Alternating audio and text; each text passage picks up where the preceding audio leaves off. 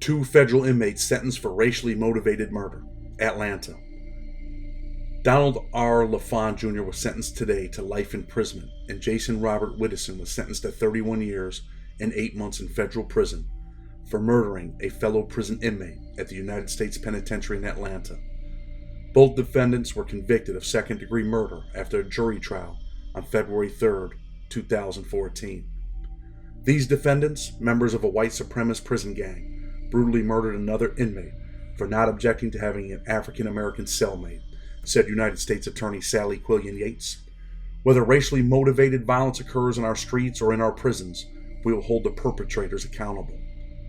J. Britt Johnson, Special Agent in Charge, FBI Atlanta Field Office, stated, "Law and order within a correctional facility setting is paramount in protecting the safety and lives of not only those inmates living within the walls of the facility, but also for those working there. The FBI will continue to provide investigative assistance to the U.S. Bureau of Prisons in ensuring that these inmates with gang or supremacy affiliations are held accountable for their violent actions." According to United States Attorney Yates, the charges and other information presented in court, on March 1, 2011, LaFond and Whittison, both members of white supremacist prison gangs, were exercising inside the Special Housing Unit recreation area of the United States Penitentiary in Atlanta, Georgia. The victim, a white inmate who was not a gang member, joined the defendants in the area and attempted to make conversation and walk around with them. After a short period of time, LaFond and Whittison suddenly began to punch the victim from both front and behind, knocking the victim to the ground. Both LaFond and Whittison then stomped on the victim's head and neck, as many as 10 times each. Correctional officers witnessed the incident and intervened. Both men complied with the officers' orders to stop beating the victim, but by then, the victim was unconscious. The victim was taken to a hospital, but never regained consciousness. As a result of his injuries, the victim died on April 5, 2011. The evidence at trial showed that in the weeks leading up to the assault, LaFond and Whittison expressed anger towards the victim because the victim refused to protest the fact that he had an African-American cellmate. The defense pressured the victim to take any steps necessary to be reassigned to another cell. Further evidence showed that the victim refused to comply with the defendant's demands, and that the defendants regarded this refusal as a violation of their gang code. Donald R. LaFond Jr., 53, of New Bedford, Massachusetts, and Jason Robert Whittison, 35, of Morgan, Utah, were convicted by a jury of second-degree murder on February 3, 2014, after a week-long trial. The sentences were imposed by U.S. District Judge William S. Duffy Jr. and will be served consecutively to the defendants' current prison sentences. This case was investigated by the Federal Bureau of Prisons.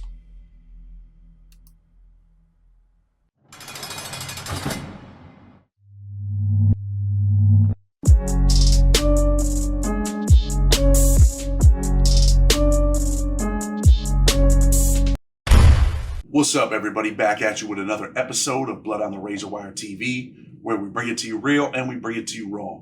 Don't forget to hit that subscribe button, hit the like button, share the video, leave a comment, hit that notification bell so you know every time we drop a video. And if you haven't already, hit me up so you can get your own autographed copy of Blood on the Razor Wire. I promise you will not be disappointed.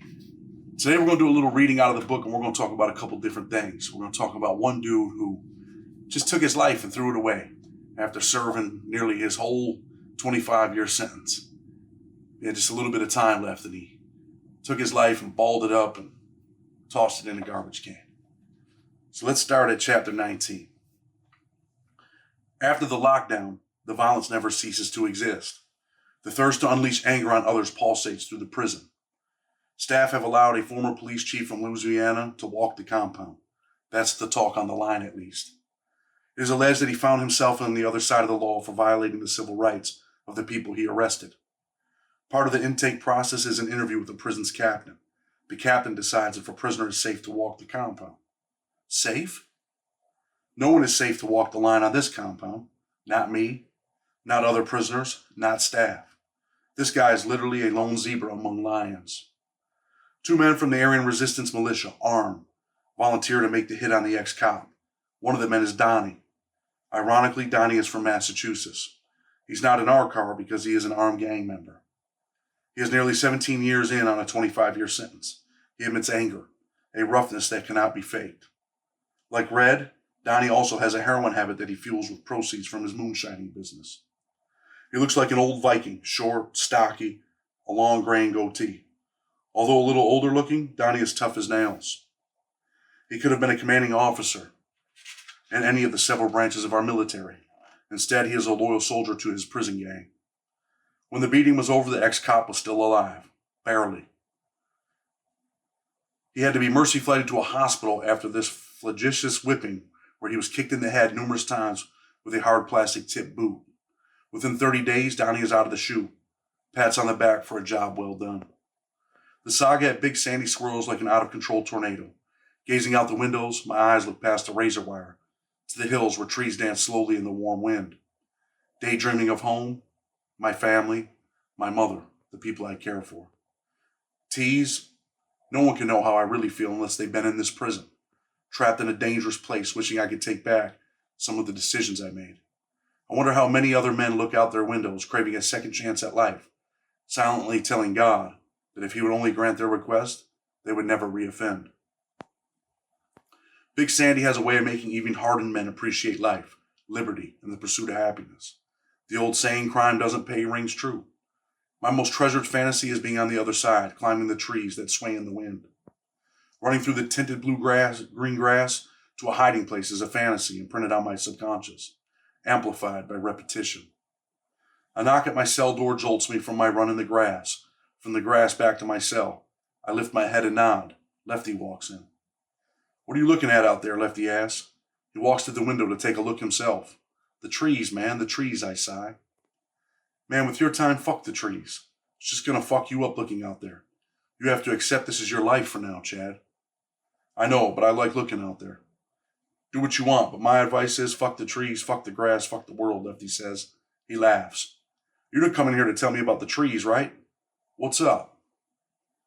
"Oh shit, no, there are some new guys that just come in. One is from Boston.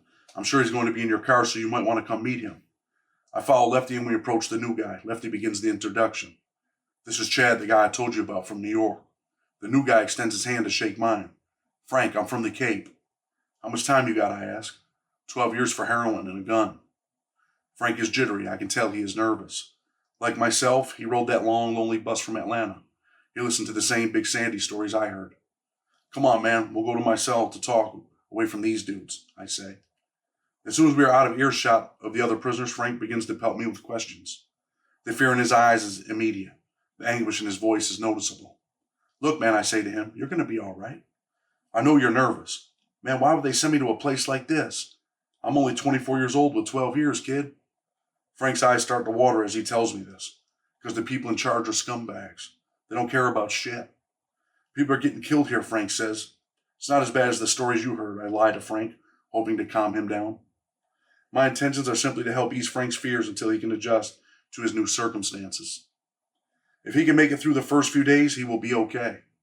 I know the same feeling he is experiencing. "Dude, I don't want to die in here. These people running this place don't give a fuck about no one, kid," Frank says with urgency in his voice.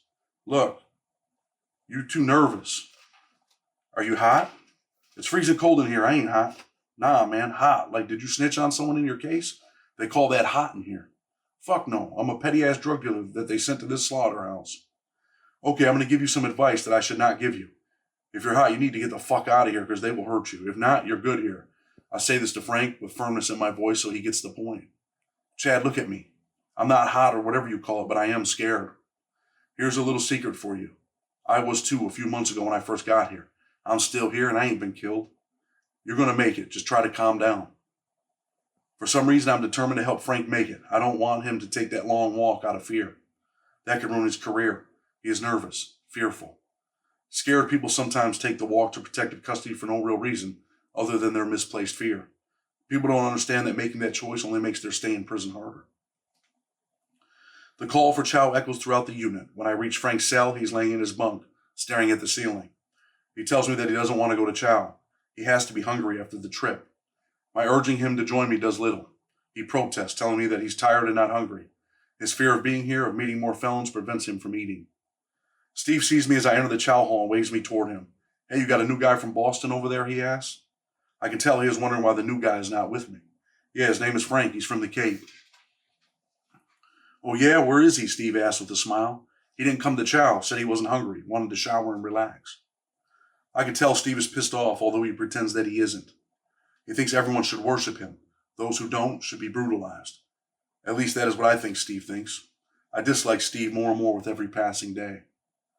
Steve tells me to tell Frank to make sure he is at breakfast to meet all of the homeboys. I agree. I wonder if Frank will still be there when I get back to deliver the message from the puppeteer. If you are from New York or Massachusetts, there really is no choice when it comes to the car. You're either riding or you're getting a plane ticket out of here purchased with force. The car won't necessarily stab you, but Steve will send 3 or 4 guys to kick the daylights out of you. Like most things behind these walls, it's better to take the best of the bad options. Joining the car willingly is much easier. To Steve, refusing the car is rejecting your homeboys, your brothers. This is a major disrespect. If you have no loyalty to the people from your state, your brothers, then you do not belong here, according to Steve, Adam, and Dennis. The job of telling Frank this reality has fallen into my lap. This assignment might not be necessary if Frank disappears before I get back. It's hard for me to faith in being loyal to a group of people that you do not know. I'm sure Frank will feel the same. In a place like this, though, you have to align yourself with someone. No one wants to be alone in this dog-eat-dog world. Being alone in here is not the wisest choice. Since I've been here, no one has declined Steve's smiling offer to join the homeboys' pack of loyalty. The only problem is one day you are a brother, and the next, you could easily become a victim. Frank is still there when I peer through his cell window, still laying on his bunk, and still staring at his ceiling. I knock, causing Frank to look up at me. I walk in. I don't wait for him to wave me in. What's up, I say. Nothing, just relaxing, Frank replies. Look, man, the homeboys were mad because you didn't show up to chow. They want to meet you. Man, I just want to relax. I don't want to meet these people. I laugh at this statement, knowing this is not an option. I explain to Frank what a car is, how things work in here. When I tell him about Steve, he tells me he thinks Steve is an asshole and a control freak. Again, I look out for Frank, telling him to keep those thoughts to himself, because if Steve gets wind of talk like that, he will send people to hurt him. Frank's eyes light up again. See, this is the shit I was talking about, Chad. These dudes want to kill people for some bullshit. Well, it could happen, but you have to think before you say or do things around here. Protect yourself by making the right choices in here, Frank. This Steve guy, man, who does he think he is? Whitey Bulger from Southie or some shit? Can I just do my time and stay to myself? You want the truth, I reply. Yeah, actually I do, Chad. Well, the truth is, you can't do your own thing. Trust me, you don't want to be alone in here, even if they let you, which they won't. They would have 4 or 5 guys kick the shit out of you. After that, you'll be in the hole for 4 or 5 months. Then you will be on another plane going to another USP, where there will be more Boston and New York guys waiting to tell you that you have no choice. Either you get in the car or they kick the shit out of you. So in the end, you can save yourself a whole lot of misery and ass whippings. So I got no choice is what you're telling me? Listen, Frank, this place is like living under a communist government. Steve is at the top of the pecking order. You cannot talk bad about Steve, Adam, Dennis, Ronnie, or the car. Your best bet is to go along with the get along, stay out of the way, follow the rules, and pray to God your points go down so you go to a medium security prison. Frank is getting the message. He nods his head, agreeing with my words. Do you think I'm going to make it here, Chad? As long as you didn't tell anyone, you will. I got 12 years. I ain't supposed to be in a USP. I have no idea why they sent me here. My response is simple. There are a lot of dirty people out there, Frank. No one cares about where they send you. If you live or die, no one gives a shit. Why? Because they go home every night to their family. If a bed is open in Big Sandy, when your number comes up, that's where you're going, kid. The system sucks and we are swept up in it. It's near to lock-in time. I shake hands with Frank and prompt him to try and get some sleep. I tell him to make sure he is up for breakfast in the morning, fulfilling my obligation to Steve. Tonight will not be an easy night for Frank, but I think he will make it. As I lay in my bunk, I find that my night too is difficult. Mental exhaustion has set in from dealing with Frank. Usually when the lock is in place for the evening, the stress subsides. You can relax to a certain extent then. And here with Mr. Young as my cellmate, I know I am safe. One more day down on my 40-year sentence. Big Sandy has a way of draining its inhabitants, mentally, emotionally, and physically. Only God can hear my cries. My heart aches for just one more chance at life, just one more chance at freedom. Every rising sun comes with the perplexity of wondering if I can make it through another day. With so little hope of ever being out of there again, ever finding true happiness, I fiddle briefly with the thoughts of suicide. This is my never-ending nightmare. There is no escape. When the sun rises, my daily hurdles transcend limits that seem as though they are impossible to overcome. Prison just has that way of destroying you mentally and emotionally. It has a way of knocking you down when you want to stand up. The first dude that I had talked about in that chapter was Donnie. Donnie was from New Bedford, Massachusetts. Had a 25-year sentence, was pretty close to completing it. Lived a reckless life in prison. But you know what? I got a little respect for Donnie because he used to look out for us, man, for the youngsters, for the dudes from the East Coast, man. He would kind of like talk to us and be like, hey, look, do this, do that, stay away from this, stay away from that. And when Steve and Adam all went to the hole, Donnie was there to kind of like guide us a little bit. So when I found out that he had killed another dude in prison and ended up with a life sentence, it was just like, wow, man, this dude threw his whole life away. He did all that time in prison for nothing. I remember him being on the yard talking about what he was going to do when he got out of prison, how he was going to live his life. But in prison, he lived his life recklessly, like what he did with that dude from Louisiana, the cop. They jumped on his head, kicked him in the head. And then years later, not even that many years later, I think it was 2 years later, he's in transit. He's in transit in Atlanta on his way to another prison. And the government alleges that there was a white dude that was living in a cell with a black dude. And they told the dude, like, yo, you can't live with that dude, man. You got to change your cell, like prison politics. And the dude was like, nah, I'm not changing my cell, bro. I don't want to change my cell. And they were like, all right. And then they were just, their intention probably was just to whoop him, just to beat him. And they beat him so bad that they killed him. So that dude died in transit because of the person that he was living with in a cell, because these two white dudes that he didn't know decided, hey, if you don't move out of that cell, we're just going to go ahead and kill you. We're going to go ahead and beat you. And eventually they beat him to death. That's how prison politics work. And, a lot of people, when they walk into a federal prison, they might tell you a different story. But the truth is, I don't care who you are. 99% of the time, when you're walking into a place that's unknown to you, a place that you heard crazy stories about, you're definitely a little nervous. You definitely have that in the back of your mind, like, this could be it. This is the place. This is the place that I could lose my life in. And Frank walked in there thinking the same thing, like, damn, how did I make it here? And if you're 24 years old and you're watching this video, you could be just like me. You could be just like Frank. You could be walking into a prison where your life is on the line at 24 years old thinking, wow, why would they send me here? And that's another thing that I mean about the Federal Bureau of Prisons. Most people would think the Federal Bureau of Prisons, these are like top notch, right? These are the big guys. They do things the right way. But as you can see, they very seldom do that. They will take a 21-year-old kid and send you to USP Big Sandy. They will take an 18-year-old kid and send you to USP Pollock. They will take a 19-year-old and send you to USP Victorville or Hazleton. Nobody cares about you. They don't look at your age. They don't care that they're putting you in a prison with a group of men that are killers serving life sentences. In Oklahoma, you could have a 4-year sentence and they will put you in a cell with a guy that has life. You could be a white-collar criminal with a 5-year sentence, going to a camp and end up in a cage with a dude that's got a life sentence in transit, getting ready to get on the bus. You're on the bus with a bunch of dudes that are killers, man. So sometimes you should sit down and think about the consequences that come when you make bad choices. You don't want to be in prison with a guy like Donnie LaFond, Lafond. Look him up. Pull him up. Google him. Dude was one of the most dangerous dudes I've probably been around in prison. Not the most dangerous prisoner ever, but definitely dangerous. Definitely would have no problem just wreaking havoc on you and on your life. He would have no problem with smashing you. And like I said, he lived a reckless life. He lived a violent life in prison. And now he's 61 years old and he's sitting in ADX. He's sitting in the ADX, locked in a cell all by himself.